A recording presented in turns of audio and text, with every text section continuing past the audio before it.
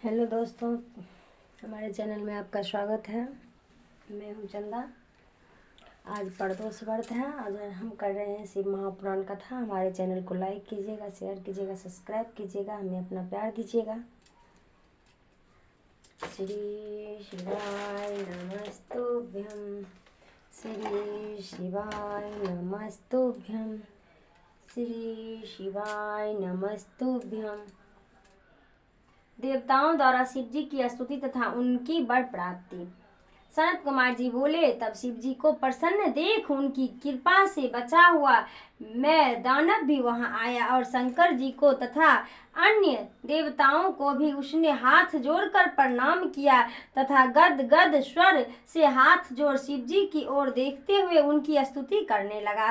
फिर उसने कहा, हे भव, आप मुझ पर भी प्रसन्न हो। मैं बहुत स्तुति नहीं जानता, केवल आपकी शरण आया हूँ, अतएव आप मेरी भी रक्षा कीजिए। शंकर जी ने उससे भी वर मांगने को कहा। उसने भी उनकी भक्ति मांगी। शिव जी की ने तथास्तु कहकर उसे अपनी दृढ़ शक्ति दी। वह परमात्मा शंकर जी को प्रणाम कर उनकी आज्ञा से वितल होकर वे वास करने चला गया।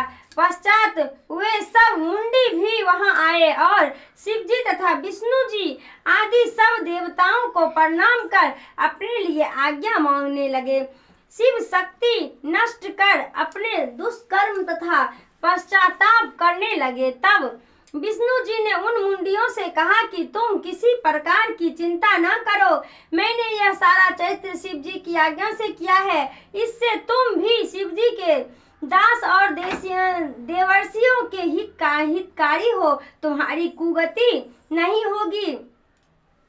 प्रयुक्त कलयुग में जो मनुष्य तुम्हारे इस चलाए हुए मत आज्ञा से तुम सब मुंडी मरुभूमि में जाकर निवास करो। मुंडी मरुभूमि की ओर चले गए। पश्चात सब देवता ने शंकर पार्वती सहित उनके गणों को सप्रेम पूजा की और युद्ध की सब सामग्रियों सहित वहीं अंतर्ध्यान हो गए। देवता भी अपने स्थान में आकर शांति भाव लेने गए। तो मनुष्य शिव जी के इस चरित्र को पढ़ेगा और सुनेगा, वह सब मनोकामना को भोग अंत में मोक्ष को भागी होगा।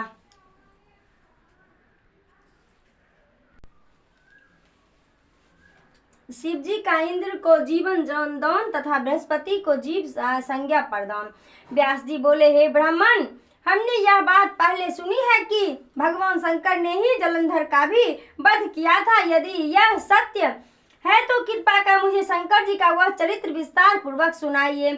सूत जी कहते हैं, जब व्यास जी ने उन महामुनि से इस प्रकार पूछा तो वाक्य विषात राज सनत कुमार जी ने कहा, हे मुने, एक समय जब देवगुरु बृहस्पति और देवराज इंद्र कैलाश में शंकर जी का दर्शन करने गए तो शंकर जी ने अपने भक्ति की परीक्षा ली। उन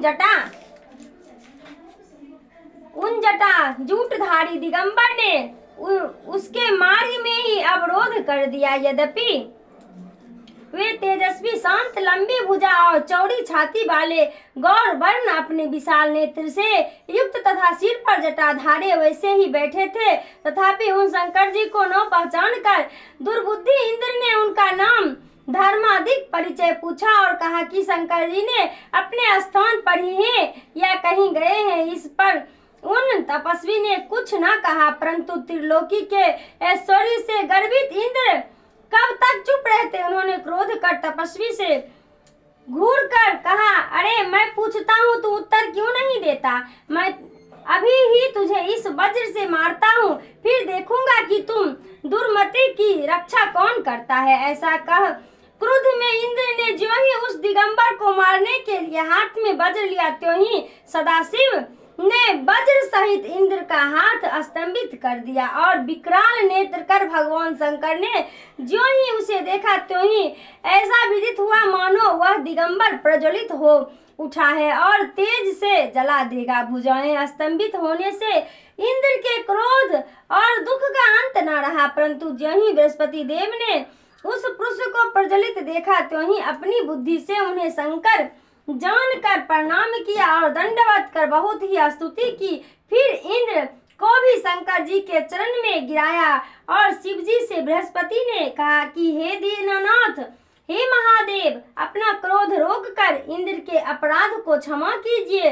बृहस्पति के यह वचन सुनकर महेश्वर गंभीर वाणी में बोले कि हे बृहस्पति, मैं अपने नेत्रों से निकलते हुए क्रोध को कैसे रोकूं? बृहस्पति ने कहा, भगवान भक्त पर सदैव दया कर ही करनी चाहिए। भला अपना भक्त वत्सल नाम तो सार्थक कीजिए। आप अपने इस तेज को कहीं अन्य स्थापित कर इंद्र का उद्धार कीजिए। यह भगवान शंकर ने गुरु बृहस्पति से कहा, मैं तुम्हारी स्तुति से प्रसन्न हूँ। तुमने इंद्र को जीवन दान दिलाया है, इससे मैं अपने बर द्वारा तुम्हें जीव नाम से विख्यात करता हूँ। मेरे नेत्र की अग्नि अब इंद्र को पीड़ित न करेगी। बृहस्पति से ऐसा कर भगवान शंकर अपने माथे के अग्नि में नेत्र से निकले हुए तेज को अपने हाथ में लेकर क्षीर समुद्र में डाल दिया। फिर लीलाधारी भगवान अंतर्ध्यान हो गए। इंद्र और बृहस्पति भय से मुक्त हो परम सुखी हुए। इस प्रकार जिसको जानने की इच्छा थी उन्हें जानकर इंद्र और बृहस्पति अपने स्थान को चले गए। जलंधर की उत्पत्ति और विवाह यह हम कल करेंगे। तब तक के लिए बाय बाय, मिलते हैं अगले वीडियो में। अब हम रामायण पढ़ेंगे। आप लोग हमारे चैनल को लाइक कीजिएगा, शेयर कीजिएगा, सब्सक्राइब कीजिएगा, हमें अपना प्यार दीजिएगा।